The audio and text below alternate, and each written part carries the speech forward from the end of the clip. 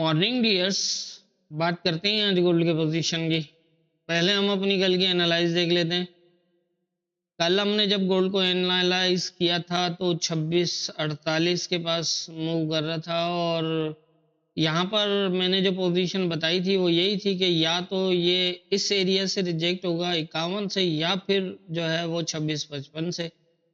जैसा कि पीछे पोजीशन क्लियर थी कि एक बार ये जो है वो ब्रेक था, सेकंड टाइम जो है वो टेस्टेड था, और टेस्ट करने के बाद यहाँ पर पोजीशन कुछ ऐसी ही बन रही थी कि ये नीचे की तरफ जो है वो पोजीशन बना रहा था। तो मैंने यही कहा था कि यहाँ से बहुत ज़्यादा चांसेस हैं सेल होने के, और अगर तो ये इसको फास्टली ब्रेक करके निकल जाता है ऊपर तो फिर 2668 से सेल होगा। लेकिन यहाँ से सेल के ही ज़्यादा चांसेस थे, क्योंकि इससे पहले की जो नीचे की पोजीशन थी वो 2634 ब्रेक क्लोज था M15 के अंदर।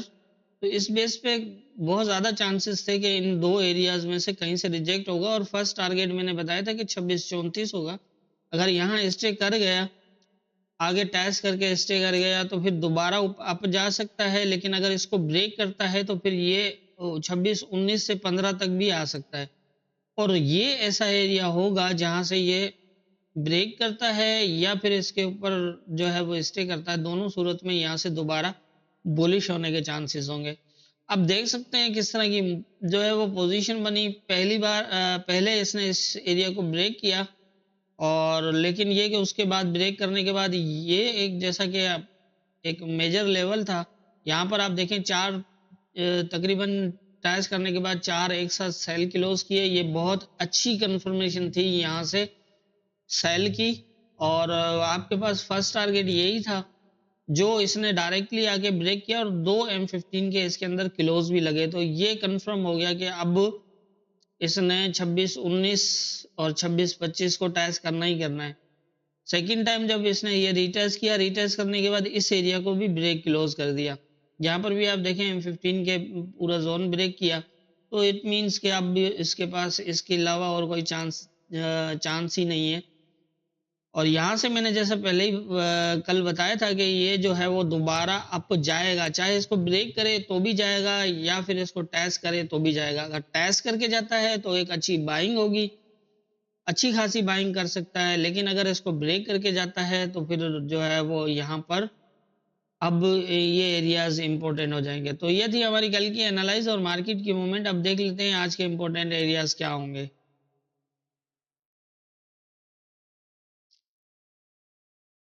आज के इम्पोर्टेंट एरियाज की अगर हम बात करें तो ऊपर जो है वो 51 से 58 का पूरा जोन है। इसमें एक 55 से 58, जिस तरह कल आपने देखा कि ये एक माइनर लेवल मैंने दिया था, लेकिन अब भी ये पूरा एक मेजर जोन बन चुका है। और सेकंड, क्योंकि ये नीचे जो है वो इसने काफी नीचे तक लो लगाया, और क्लोज भी 26-15 से जो है वो M15 का लगा हुआ है। इट मीन्स कि ये पूरा जोन ब्रेक है और जोन के अंदर भी क्लोज है, और इसके बाद इसके पास प्रॉपर सपोर्ट 2600 ही बनती है। अब दो चीजें हो सकती हैं यहाँ पर।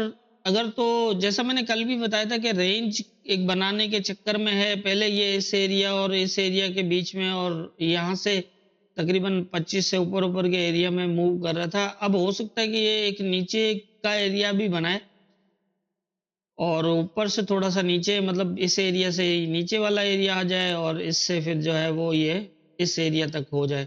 इस तरह की रेंज भी बन सकती है। दूसरा ये है कि आज वीकली क्लोज है, तो जैसा मैंने पहले भी बताया कि हमेशा जो है वो क्लोज के ऊपर, बड़े क्लोज मंथ या फिर वीक या इससे बड़े जो भी हैं, मंथ से भी ऊपर के क्लोज हैं, तो जिस दिन वो क्लोज हो वो काफी दिन इंपॉर्टेंट होता है। उसके अंदर यूएस सेशन स्टार्ट होने के बाद एक बड़ी मूव लगने के चांसेस होते हैं। तो इसलिए आप जो है वो लेवल टू लेवल ही मार्केट को देखिएगा। अब कंडीशन यहाँ पर जो है वो ये है कि यहाँ पर ये एरिया 51 वाला जो है इम्पोर्टेंट है। अगर इसको ये ब्रेक ना कर पाया, यहाँ से इसने सेल बना दिया इस तरह, तो फिर ये आ जाएगा यहाँ तक। और अगर ये इस एरिया को ब्रेक करता है यहाँ तक, जोन तक या फिर इस एरिया तक, और दोबारा नीचे आ जाता है, तो फिर इसके पास जो है वो यहाँ से 26-25 का एरिया या फिर 26-19 वाला एरिया, यहाँ से दोबारा जो है वो ऊपर जाने के चांसेस हो गए। इट्स सिंपल, इससे ज्यादा मार्केट के अंदर फिलहाल मुझे कुछ नजर नहीं आ रहा। इस टाइम जो कंडीशन है वो इनमें से कुछ हो सकता है, ये दोनों। अब ये यहाँ पर क्या पोजीशन देगा, क्योंकि 51 के पास तो जाएगा ये, हो सकता है 48 तक जाए, हो सकता है 51 तक जाए, लेकिन इस एरिया में जाएगा। यही सिचुएशन क्लियर होगी। अगर तो ये यहाँ से रिजेक्ट हुआ 48 से होता है, या फिर इसको प्रॉपर टेस्ट करके रिजेक्ट होता है, तो फिर तो 2600 तक नीचे जा सकता है।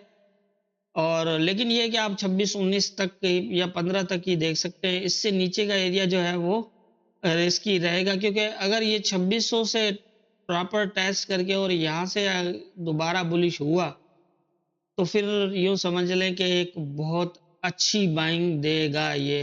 फिर एक हो सकता है कि लॉन्ग टर्म भी बाय दोबारा जो है वो एक ट्रेंड स्टार्ट कर जाए।